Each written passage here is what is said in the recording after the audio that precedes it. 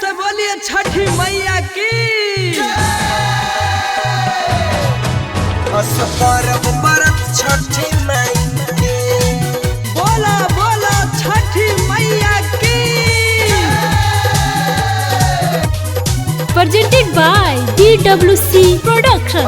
परब बरत छठी माई के अंगना में अपना कोसी भराई देवरू न बाड़े ले आई के। अंगना में अपना कोसी भराई देवरू न बाड़े ले आई के।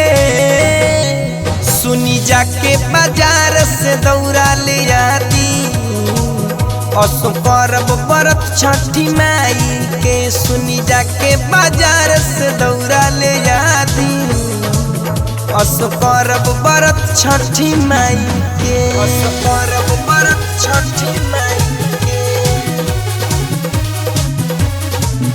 असो परब बरत छठी माई के। असो परब बरत छठी माई के।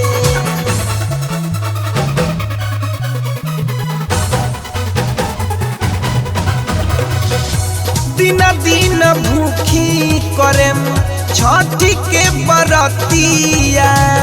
छठी माई हरली है हमनी के विपतिया। हाँ हाँ दिन दिन भूखी करेम छठी के बरतिया। छठी माई हरली है हमनी के विपतिया। सुनी माथा पे अपना दौरा उठाई फल फल हरिया सजाई के।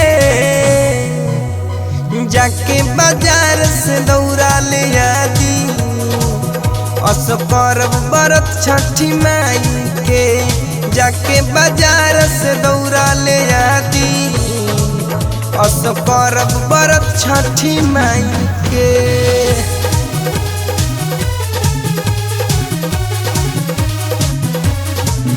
असो परब बरत छठी माई के। असो परब बरत छठी माई के।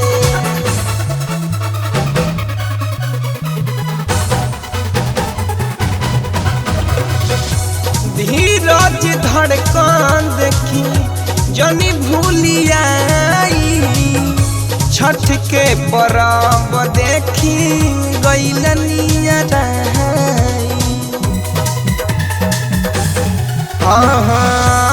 धीरज धड़कन जनी हमके भूलियाई। छठ के परब देखी गईलनिया लिखेले राइटर नीरज हो गीतिया चरण में सिरवा झुकाई के।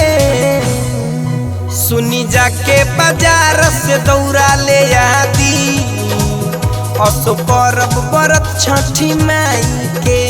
जाके बाजार से दौरा ले आदी असो परब पूजन छठी माई के।